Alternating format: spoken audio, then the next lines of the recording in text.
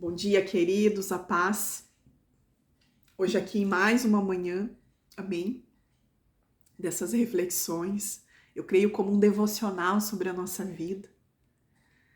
Uma palavra que tem vindo de encontro com o meu coração e tem queimado de uma forma inexplicável.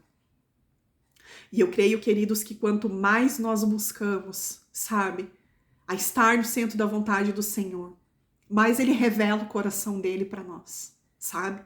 Quando você olha para as coisas do reino e você se preocupa com o coração de Deus, sabe? Deus, ele começa a revelar o coração dele. Deus, ele começa a revelar a mente dele. Deus, ele começa a colocar dentro de você aquilo, sabe, que ele está sentindo. Aquilo que está dentro do coração do Senhor. E isso é só para quem é filho. Isso é só para quem é amigo. Isso é para quem caminha lado a lado com ele. Isso é para quem gasta tempo aos pés dele.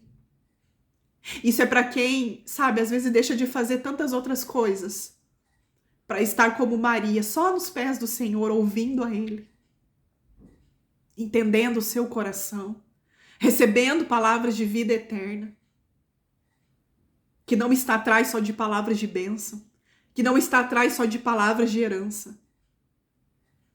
Queridos, nós já somos herdeiros. Nós, como filhos, precisamos entender isso. Para de correr atrás da prata e do ouro. Para de correr atrás das bênçãos. E começa a correr atrás do Deus da bênção. É esse Deus que você precisa correr atrás, sabe?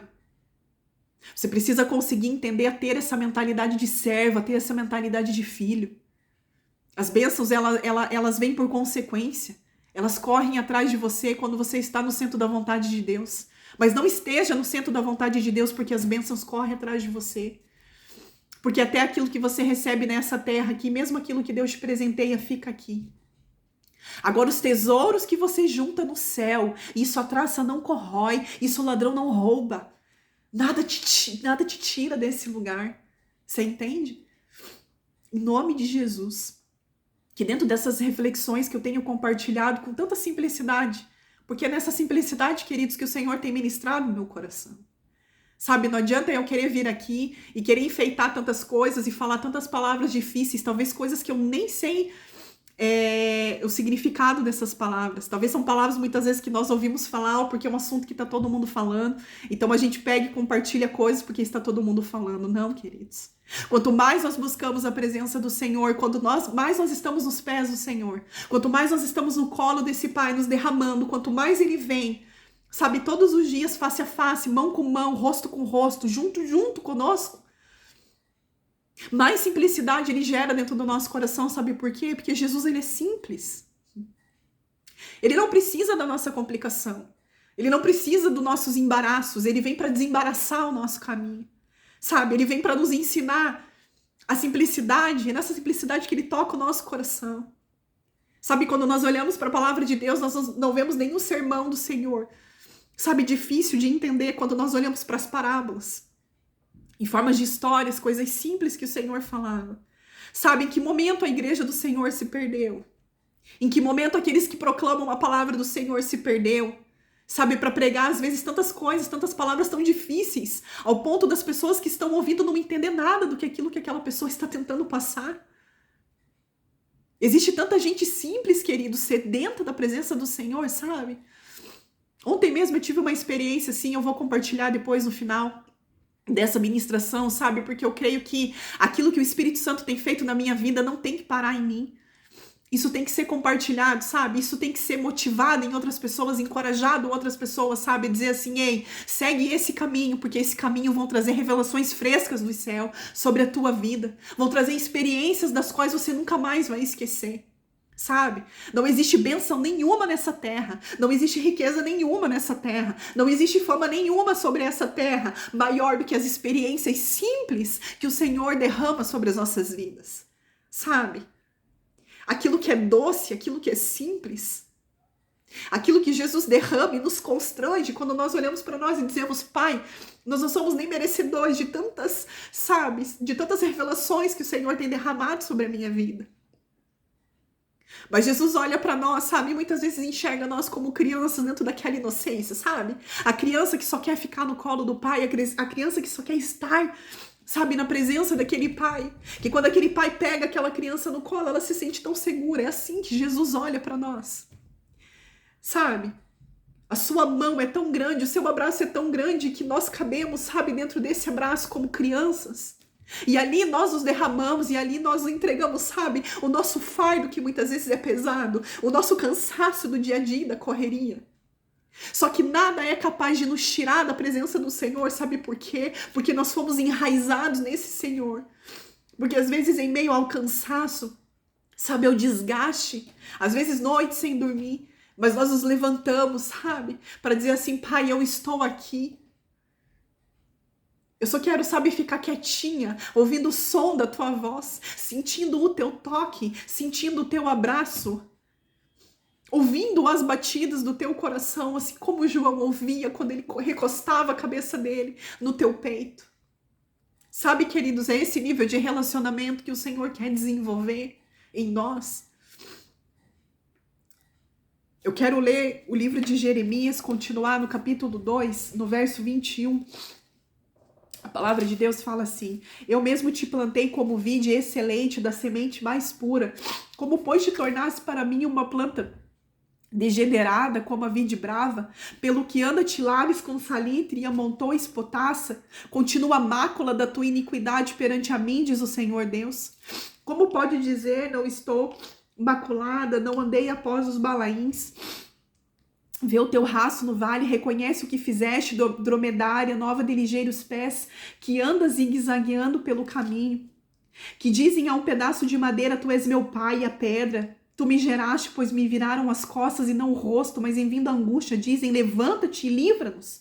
Onde, pois, estão os teus deuses que para ti mesmo fizeste? Eles que se levantam e se te pode livrar no tempo da tua angústia.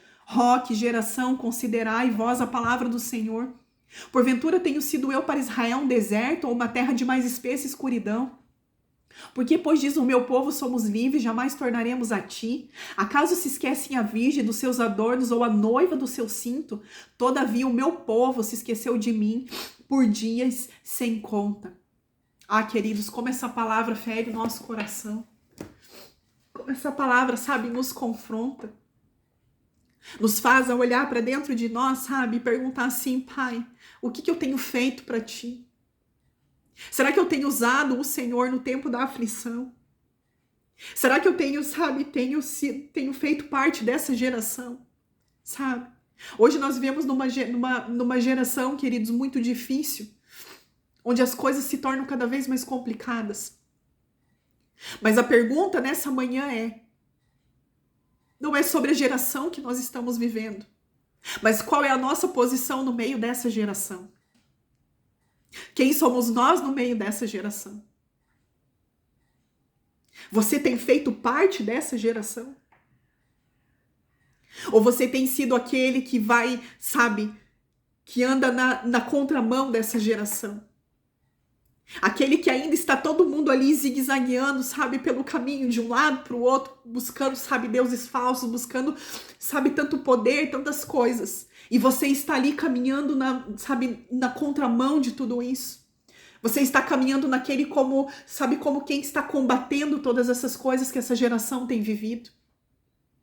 Você é aquele que tem, sabe, colocado os teus joelhos diante da presença do Senhor e tem intercedido por essa geração e não só apenas se conformado, porque, os últimos tempos isso iria acontecer, amém? Mas não é só sobre o que iria acontecer nos últimos tempos, mas é sobre quem nós, como a igreja do Senhor, iríamos fazer como um papel fundamental na geração que nós estamos vivendo.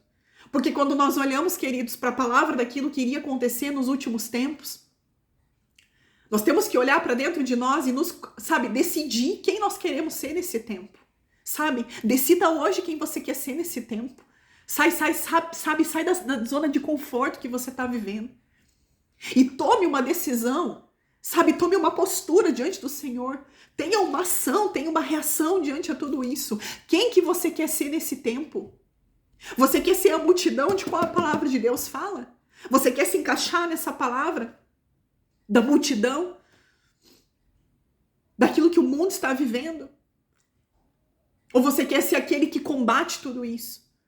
Ou você quer ser aquele, sabe, que mesmo que todo mundo esteja fazendo, eu não estou fazendo igual. Eu estou fazendo a vontade do meu Pai. Eu estou caminhando no centro da vontade do Pai. Eu sou aquele que estou proclamando as boas novas. Enquanto tem tantas pessoas proclamando guerra, eu estou proclamando a paz em meio à guerra.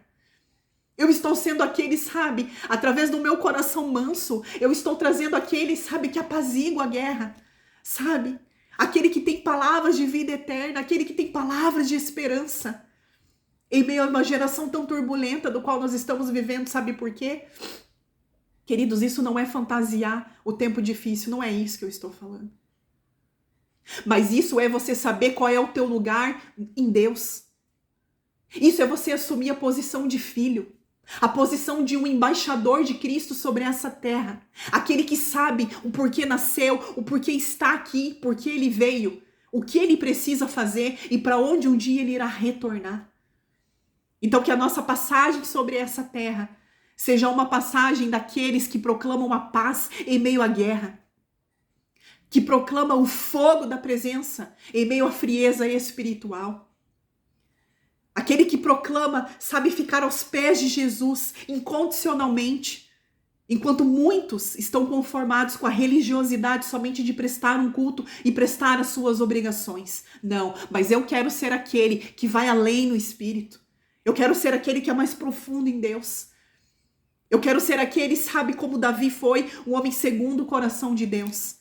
Em nome de Jesus, que nessa manhã você possa ser confrontado através dessa palavra tão simples, mas que você possa hoje tomar uma decisão. Quem você quer ser no meio de tudo isso? Multidão ou verdadeiro discípulo e filho de um Pai eterno? Em nome de Jesus, que Deus te abençoe.